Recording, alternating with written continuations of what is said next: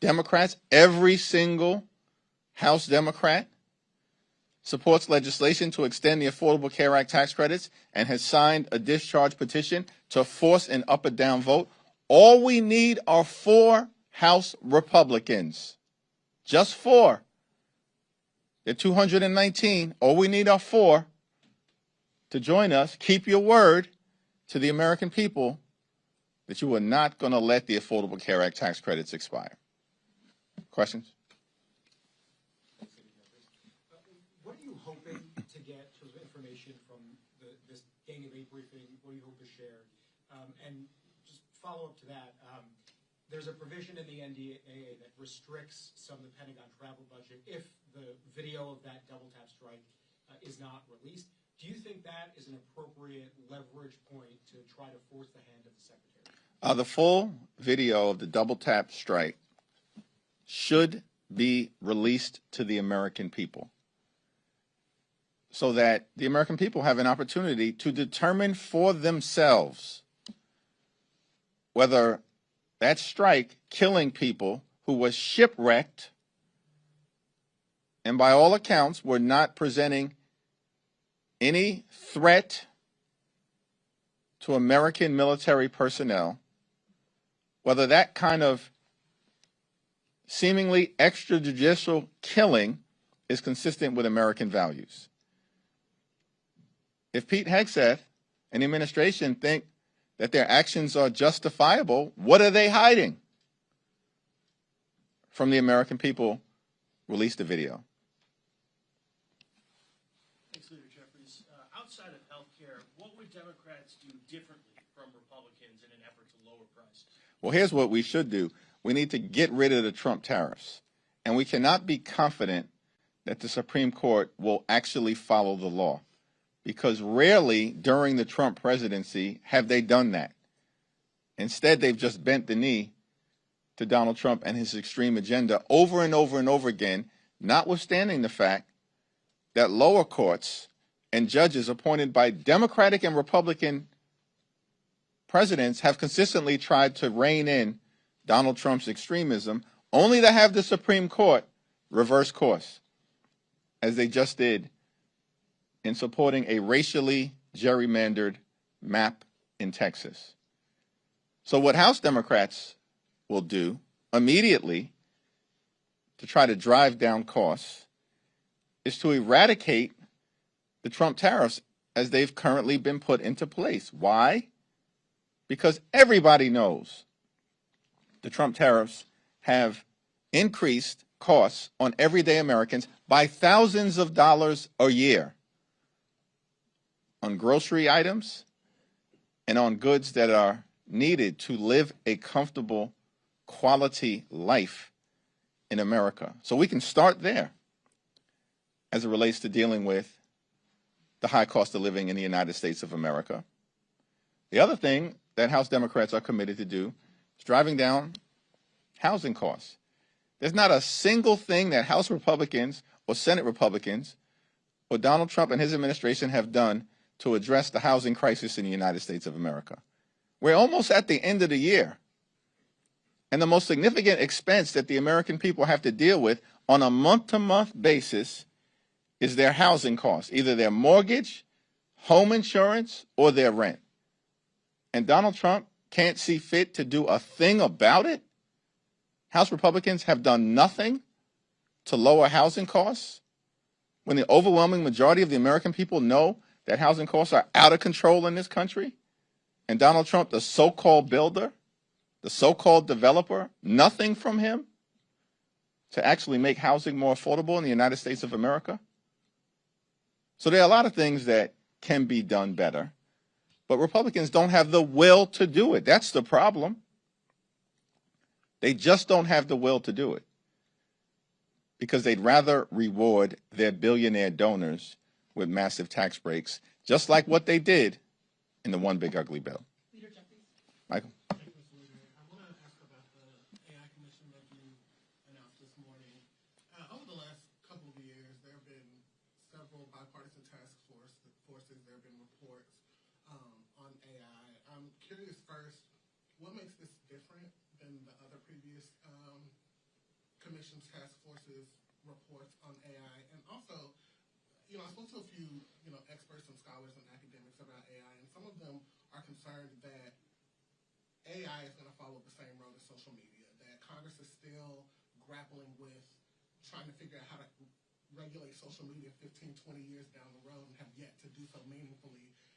We're years into AI, and there hasn't been any meaningful legislation passed into law. Do you share that concern? Is there a sense of urgency in Congress on the House Democratic side to actually get some legislation passed into law beyond these reports and task forces and commissions?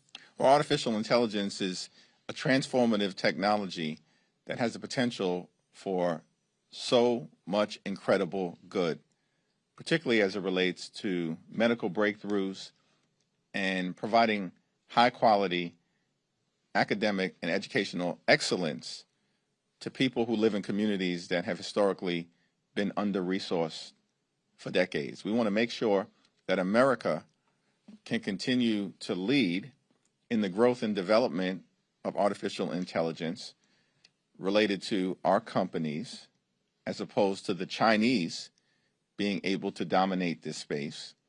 But at the same period of time, of course, it's important to figure out what are the appropriate policies that can be put into place by the Congress to make sure that there's a uniform set of standards across the country and that prevent bad actors from entering into the AI space and enabling them to do harm to the American people, something that no one should want to see. And so the House Democratic Commission on Artificial Intelligence and the Innovation Economy is going to engage in a thoughtful exploration so we can develop a set of policies in consultation with stakeholders all across the country, including experts within the industry space, because House Republicans have decided to abdicate their responsibility. We had a bipartisan task force that produced a very forward-looking report at the end of the last Congress. But Mike Johnson has decided to do nothing to actually re-engage. And so time is up. The year has ended. There's no interest from the other side of the aisle in actually doing something meaningful in this space, engaging meaningfully with experts and academics and stakeholders all across the country so we can do something thoughtful. And that's why we've decided to launch this commission, led, of course, by Ted Lieu, Josh Gottheimer, Valerie Foushee, and, of course, as ex officio members, Zoe Lofgren and Frank Pallone. Mr. Leader. Thanks. Which one? You. One of the most outspoken members of your caucus. But with that voice, I hope you have a very thoughtful question. Yes, very thoughtful. One of the most outspoken members of your caucus, Jasmine Crockett, announced a run for Senate on Monday. I'm curious what you make of that.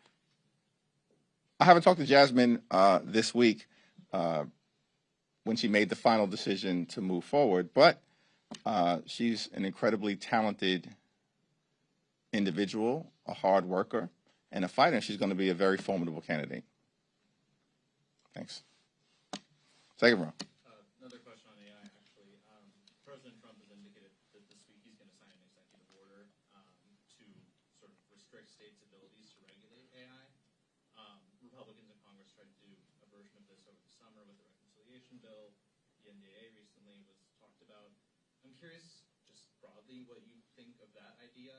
Do you think it's appropriate to try to preempt state-level AI laws in the absence of a more comprehensive federal framework? Well, the Donald Trump my way or the highway approach on all the things, including artificial intelligence, is not in the best interest of the American people, and it's not even clear that he's got the lawful authority to do it. And of course, that's been the case over and over and over again. But Republicans bend the knee to Donald Trump. They just function in a cult-like fashion. And so as a result, what we've seen is Congress, in so many different areas, has advocated its responsibility to actually serve as a separate and co-equal branch of government. And instead, what Republicans do is that they just function as a reckless rubber stamp for Donald Trump's extreme agenda over and over and over again.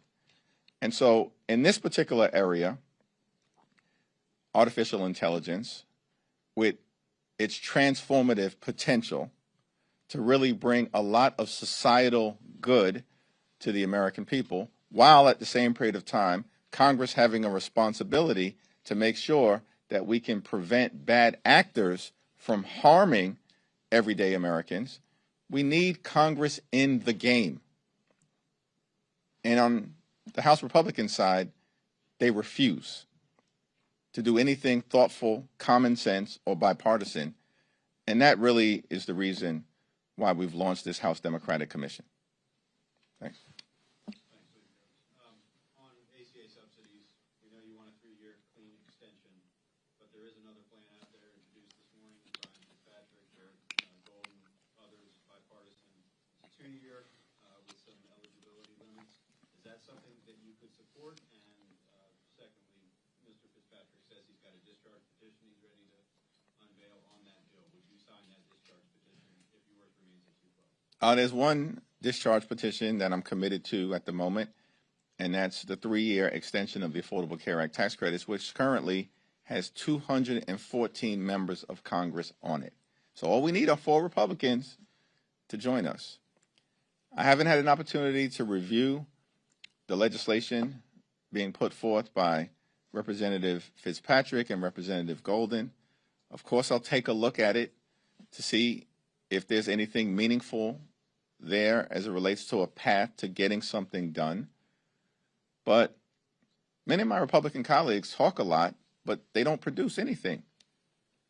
And we saw this consistently during the One Big Ugly Bill debate. These very same Republicans, in many instances, were the ones who were saying under no circumstances were they going to cut Medicaid.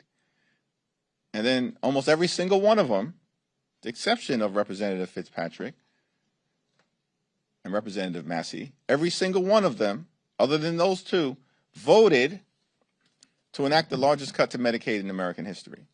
And in the same bill, they ripped $186 billion away from SNAP. These people literally stole food from the mouths of hungry children, seniors, and veterans, and all of this was done so they can enact massive tax breaks for their billionaire donors. And then they made those permanent. And now here we are, clock is ticking, in December, Affordable Care Act tax credits expire on the 31st at the end of the month, and bills are still being introduced now? Listen, the most meaningful path forward, clearly, is for just a handful of Republicans to join us in the House, and for just a handful of Senate Republicans to vote in the next day or so on the bill that will be on the Senate floor that will extend the Affordable Care Act tax credit, so that tens of millions of people, including in dozens of Republican-controlled states, don't have their health care snatched away from them because it becomes unaffordable. Thank you, Mr. Leader. 2 quick questions. One, as Democrats look to retake the majority in both chambers, are you planning to make an endorsement in the Texas Senate race?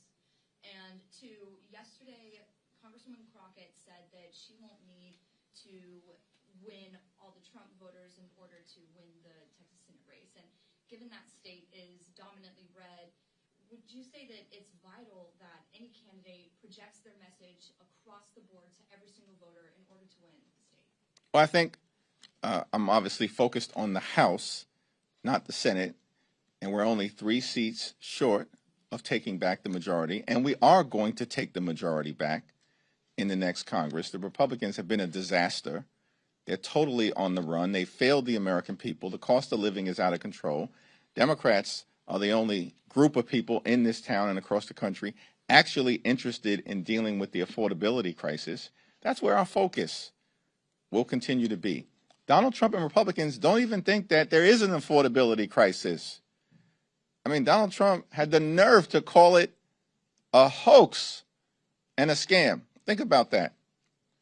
This guy just regularly lies to the American people. The same person who ran on affordability last year when he was trying to convince the American people to vote for him, and even said, along with Republicans, that they were going to lower the cost of living on day one, now says there is no affordability crisis.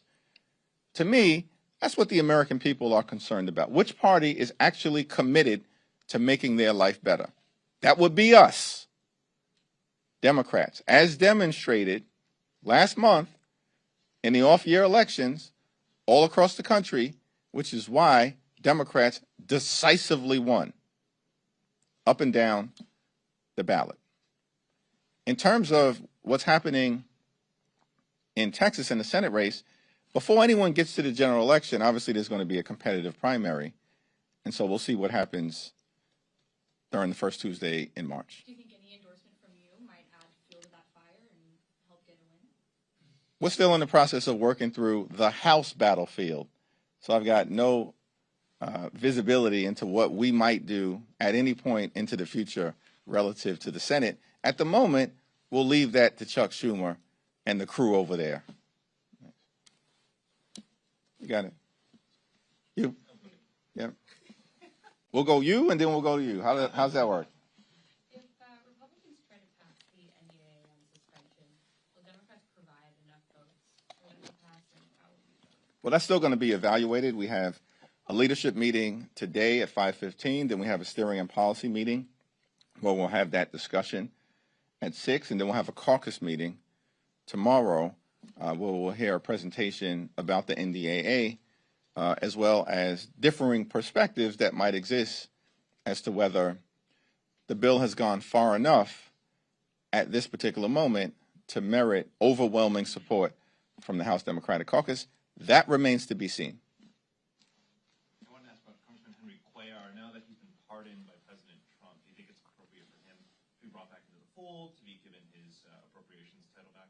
It's my expectation, consistent with the rule that exists relative to this very issue, and as has been the case in past practice, that he would be restored to the ranking member subcommittee position that he's previously held. And it's my understanding that the Appropriations Committee on the Democratic side will be meeting to take that business up in short order. Congressman Luna last night accused you of blocking her stock ban discharge petition. She said that you're stonewalling. Any comment or reaction to that? Here's the interesting thing. I've never had a conversation with her. Know nothing about her commitment to this issue. And if she wants to lay out a path forward on this stock ban issue where she parachuted in to the middle of it, she has not been part of the bipartisan conversations that have been ongoing, led on our side by Seth Magaziner, Representative Ocasio-Cortez, and Representative Pramila Jayapal, along with Joe Morelli, has not been part of those conversations. They've been led by Chip Roy. She parachutes into this situation. Nobody fully understands her intention. She's had zero conversation, as far as I can tell, with any of us. And so she's just shooting off at the mouth, as she always does. She's undermining her own credibility and position. If she wants to have a conversation, find me on the floor. It's Democrats who are actually serious about enacting a congressional stock ban. And we're committed to using every tool available to make sure that this happens. Why doesn't Representative Anna Paulina Luna go talk to the Deputy Speaker, Mike Johnson? He's the one that a few days ago said her discharge petition was dead on arrival. See, when she runs off at the mouth, she loses all credibility. Talk to your own team. We're committed to this effort on the House Democratic side.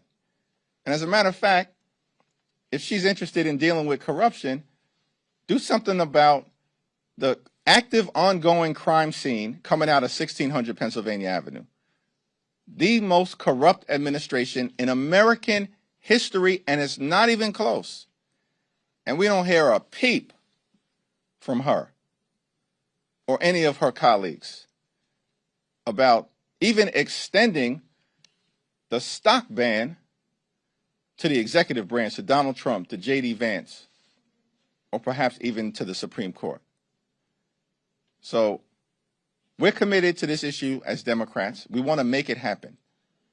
The only open question about whether we're going to move forward and deal with this aspect of cleaning up corruption in this town, a congressional stock ban, is whether Republicans have the will to partner with us in a bipartisan way. Thank you, everyone.